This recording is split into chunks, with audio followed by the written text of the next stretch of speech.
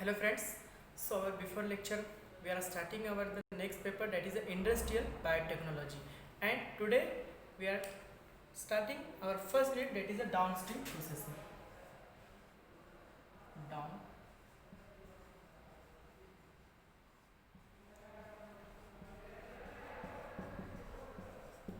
So we are already discussed in our introductory video of the industrial biotechnology paper.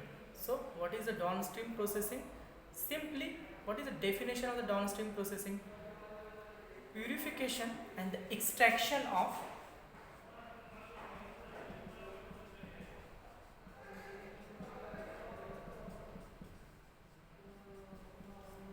what is the definition of the downstream processing? Purification and extraction of biotechnological products. So simply it is known as a downstream processing. काय आहे downstream प्रोसेसिंगची definition? Extraction and purification of industrial biotechnological products. Okay, simply it is known as a downstream processing. So we are already discuss in जेव्हा आपण fermentation करतो, एखादं antibiotic production असो, एखादं enzyme production असो, anyway. Okay, in any fermentation process, after the completion of the fermentation process, the main step is carried out for the downstream processing. Okay, fermentationच्या आधीची process जी असणार आहे ती upstream. Before the fermentation process, it is known as upstream process. After the fermentation process, we are carried out their products, which is known as the downstream processing. जेव्हा आपण fermentation झाल्याच्या नंतर product isolate करतो, तर तो product कसा केला पाहिजे? आपल्याला प्युरिफिकेशन करण्यासाठी there are the different methods are using for the purification and the extraction of the products. Okay, एखादं फर्मेंटेशन असेल तर तुम्हाला माहिती असतो काय काय याच्यामध्ये काय असतो, जे प्रोडक्ट असतो ते सिम्पली एखादं अँटीबायोटिकचं प्रोडक्शन असेल, ओके, एखादं एन्झाईमचं प्रोडक्शन असेल. These are the products, it is produced the outside of the cells. Okay, for example penicillin production. Okay, penicillin production, the various fungi and the penicillium rhizobium, it is a one type of the fungi are the produce the penicillin. It is produced the outside of that the cell. Okay, simply there are the products are the three in form, like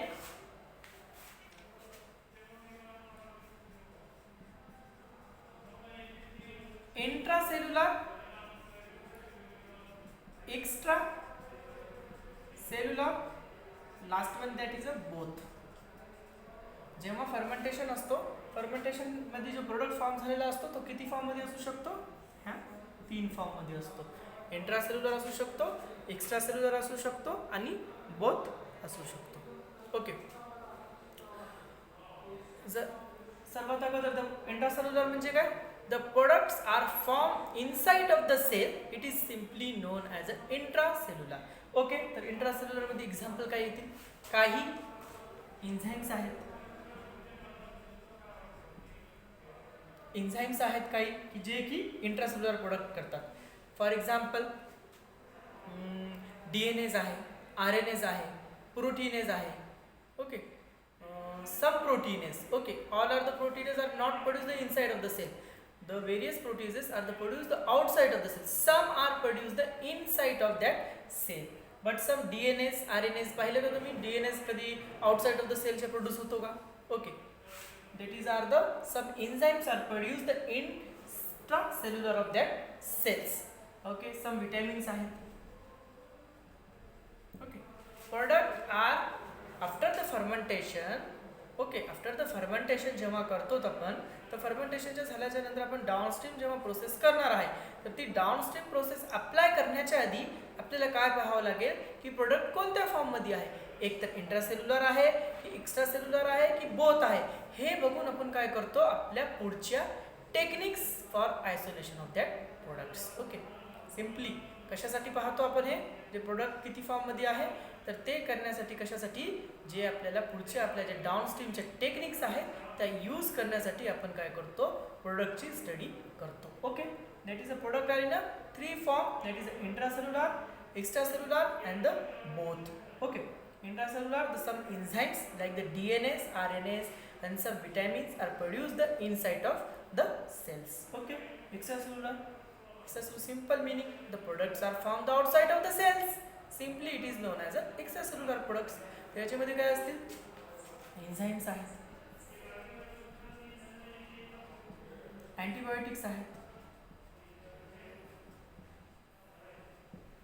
okay, these are the produced the outside of the cell. Enzymes जर म्हणलं आपण proteases, okay, amylase, pectinase, these are the enzymes are produced the outside of the cells. जर बघितलं असेल तुम्ही जेव्हा amylase production होतो तर तो कशावर होतो? स्टार्चवर ॲक्ट होतो.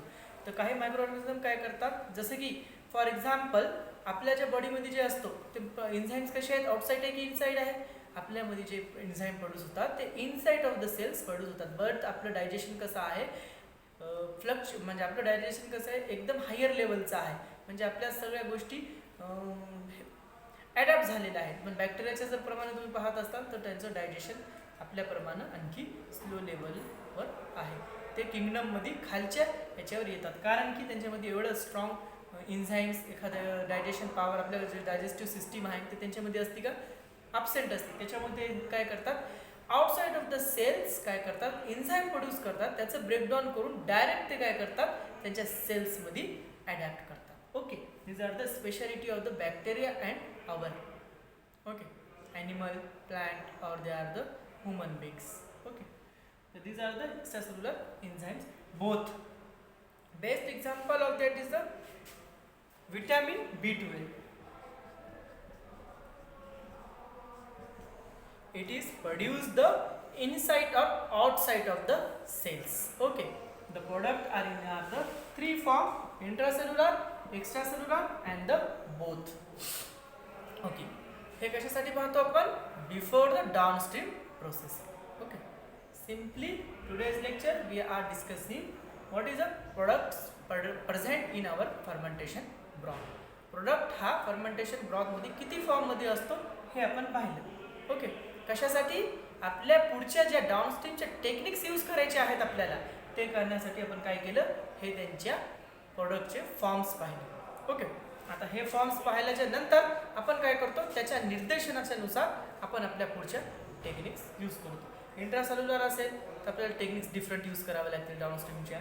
एक्स्ट्रासेल्युलर असेल तर डाउनस्ट्रीमच्या टेक्निक्स वेगळ्या कराव्या लागतील. बोथ असेल त्याच्या डाउनस्ट्रीमच्या टेक्निक्स वेगळ्या कराव्या लागतील. ओके, त्याच्यासाठी आपण काय केलं? सर्वात अगोदर प्रोडक्ट हा फर्मेंटेशन ब्रॉथमध्ये किती फॉर्ममध्ये प्रेझेंट आहे, कोणत्या फॉर्ममध्ये प्रेझेंट आहे ते आपण सर्वात अगोदर पाहतो. Okay, so today's lecture we are discussing the main point. It is what is the downstream process. Definition is simply that the purification and the extractions of the biotechnological important biotechnological products. So we are applying the various techniques for their isolation and the purification. So it is simply known as a downstream processing, and these are the product forms are presented after their fermentation completed process. That is the intracellular, extracellular and the both.